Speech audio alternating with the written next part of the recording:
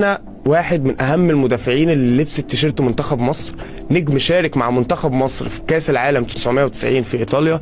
معانا واحد من أهم من ارتدوا تيشيرت نادي الزمالك، معانا الكابتن هشام يكن. أهلا بيك يا كابتن هشام، منورنا وسعداء جدا إن حضرتك معانا النهارده.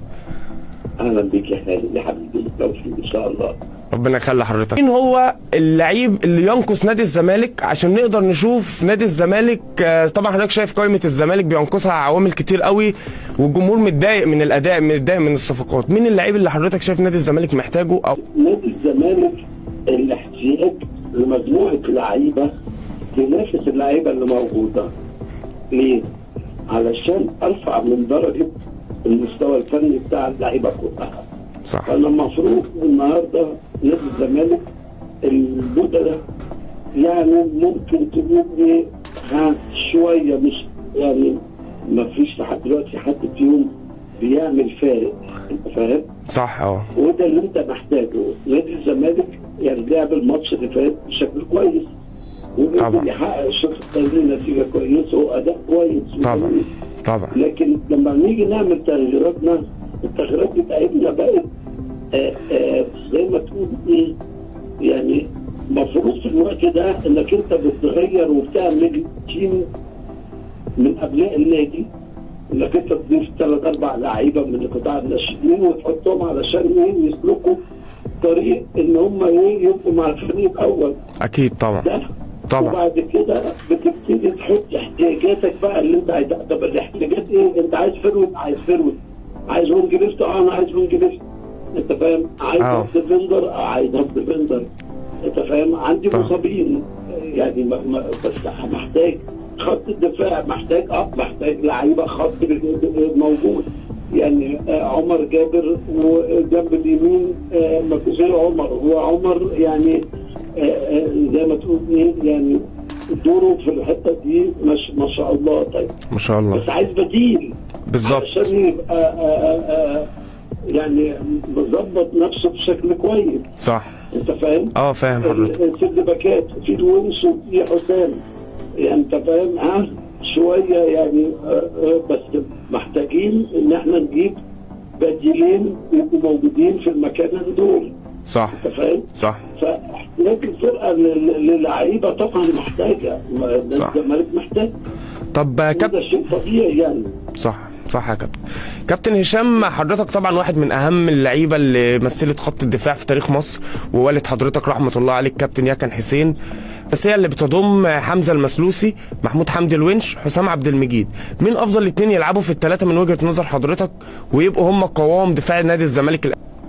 بص، هو يعني المسلوسي يرجع يعني مكانه باك يمين يعني علشان ينافس مع عمر جابر. حسام والونش يعني افتكر ان هم مميزين بالكرات العاليه، بس هو زي ما تقول ايه، عايزين سنه لسه تفاهم. حاجات معينه بيتعلموها مثلا مع حد يكون خبره في النواحي الدفاعيه، فاهم؟ فاهم. دي كلها لان برضه على قد ما هو لعيب كبير وكويس وكل حاجه، لكن بيتعلم، يفضل كل لغايه ما بيبطل كوره بيتعلم. صح طبعا. انت فاهم؟ طبعا.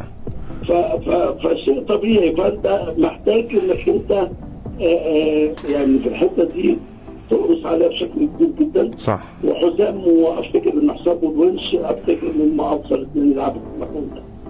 لو حضرتك ودينا كابتن حمزه المسلوسي مع عمر جابر ناحيه اليمين، فهيبقى معانا الونش وحسام عبد المجيد. مين اللي حضرتك تشوف بره نادي الزمالك او النادي الاهلي مناسب ان هو نادي الزمالك يتعاقد معاه في فتره الانتقالات الحاليه في يناير اذا سمح الوضع المالي طبعا؟ بص، هقول لك على حاجه. اللعيبه اللي موجوده كلها بالنسبه ليا في مصر بعيد عن المستوى الفني. صح. لعيبه في مصر كلها شبه بعض. بص، انا في مشكله انا شايفها في الدفاعات لعيبه مصر كلهم. الوقفه والتوقعات. صح. انت فاهم؟ فاهم. لكن بيجيدوا ما بيلعب ماتش لكن ما حدش ابهرك. صح. ولو حد ابهرك كان زمان دلوقتي في المنتخب. طبعا. صح. انت فاهم؟ ما انت ما عندكش بدايل، انت جايب رامي ربيعه كان كبير في السن وبتلعبه. انت فاهم؟ فاهم. فما عندكش البديل اللي انت شايفه ان هو يكون على مستوى عالي جدا في منتخب مصر. صح. يعني منتخب مصر كانت تلاقي ابراهيم يوسف، وتلاقي كان ماهر همام، وتلاقي بتاع ده اشرف قاسم، سمير كمونه، بشير التبعي، مدحت عبد الهادي، ربيع ياسين. صح. هتلاقي كان في مجموعه لعيبه وحماده صدقي. صح. اسامي كلها رنانه دفاعيا وكانت بتخوف. كابتن اشرف قاسم. صح. انت فاهم؟ عكس دلوقتي. دلوقتي ما بقاش فيه مواهب يا كابتن في كل المراكز. انت النهارده بس تقدر تقول مثلا المنتخب مين افضل مدافع؟ ما هو انت مش ممكن يعني قول لي مين افضل مدافع؟ من وجهة نظر انا حاليا هو محمد عبد المنعم طبعا، واحترف، والونش، بس حظ الونش طبعا الاثنين صليب اللي جوله في مصر داخل مصر. انت بتتكلم في حاجات مش بتلعب. ما انا كنت واحد من افضل طبعا صح طبعا يا كابتن. يعني انا عايز اقوله لك ان احنا بنتكلم على الحاضر. صح. الوقتي. صح. انت فاهم؟ مش بتكلم على مستقبل ولا بتكلم على لا، الوقت اللي هو صح. بكره هيلعب ماتش، مين اللي هيلعب بكره؟ صح. ولا لسه عايز لعيب بعد 10 سنين؟ صح يا كابتن. طب كابتن هشام، حضرتك قصه زيزو شايفها ازاي؟ زيزو هو الموضوع الرئيسي لكل الشارع الزملكاوي دلوقتي، الموضوع الرئيسي في 100 عقبه دلوقتي قصه زيزو. هل حضرتك مع مطالبات زيزو الماليه؟ والله انا يعني بص، انا اتفضل.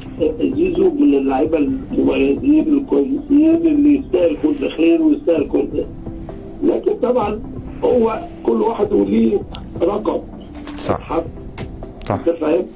بس انا لازم اكون كنادي لازم اراعي حاجات كتير جدا. قراري ده اللي هاخده اللي جاي قرار مش سهل. انت فاهم؟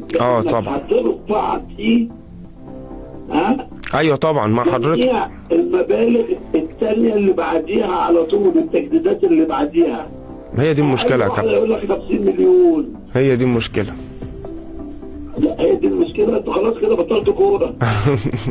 صح. والله مش هيبقى في انديه تلعب كوره.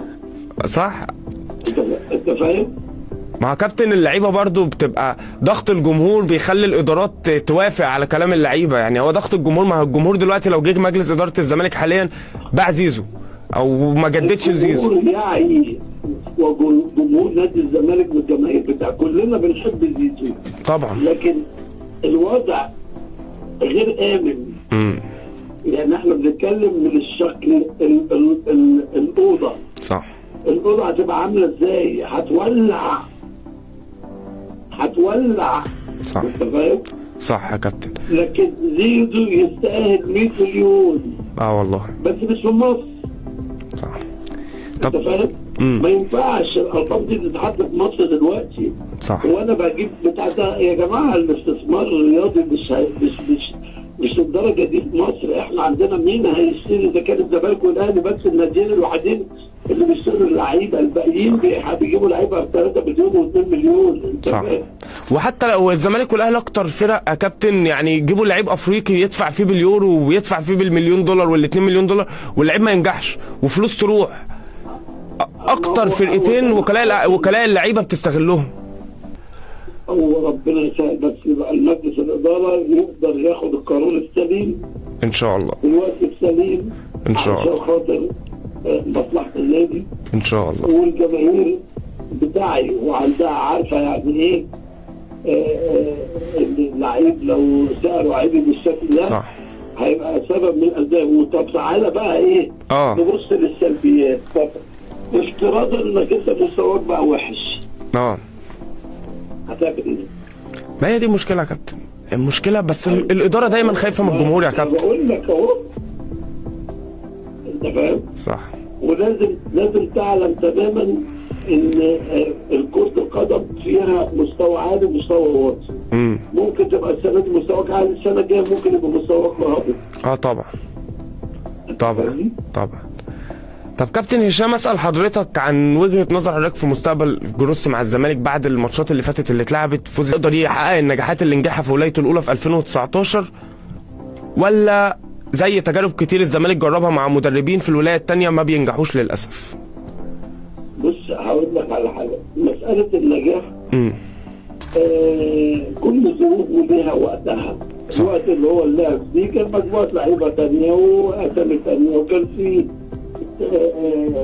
يعني لعيبه كتير موجوده وكلام من دلوقتي الورق اتغير والدنيا اتغيرت. صح. فاهمني؟ صح.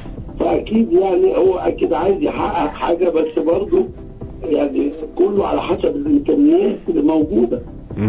وبعد كده هو طالب يمشي اكتر من 7-8 لعيبه. ومش مقتنع بالاجانب خالص، مش مقتنع باي اجنبي، مش مقتنع باي اجنبي غير بنتاج. نص الفرقه. صح صح. السؤال بقى هسأله لحضرتك، كابتن هشام يكن اسطوره من اساطير يعني نادي الزمالك، اسطوره من اساطير منتخب مصر، فين كابتن هشام من نادي الزمالك بكل الافكار اللي حضرتك عمال تتكلم فيها، وما شاء الله في افكار حاضره فعلا حضرتك اسطوره من نادي الزمالك، كابتن هشام فين من نادي الزمالك؟ انا ماسك المدير الفني لاكاديميات نادي الزمالك الخارجيه كلها. فبعمل اكاديميات في جميع المحافظات. يعني حضرتك ان شاء الله حضرتك الافضل بالنسبه لحضرتك اللي شفته انك تساعد نادي الزمالك من خلال انك تطلع ناشئين للنادي، تبقى طبعا لمستقبل نادي الزمالك العظيم. نورتنا كابتن هشام، كنت مبسوط جدا بالمكالمه دي، شكرا جدا لحضرتك، وبتمنى لحضرتك نجاحات كتير شكرا. ده كان كلام كابتن هشام يكن معانا ورأيه في نادي الزمالك. انت برضو كواحد زملكاوي ابعت لنا وعرفنا في الكومنتس، يعني قول لنا قصة تجديد زيزو انت شايف ايه الصح برضو، وخليك عارف دايما ان في 6 لعيبه من قوام الزمالك الاساسي تختلف او تتفق مع مستواهم هي محتاجه تجدد. فهل تجديد زيزو ممكن يعمل مشكله فعلا في اوضه اللبس، ولا دايما النجم وضعه بيبقى مختلف؟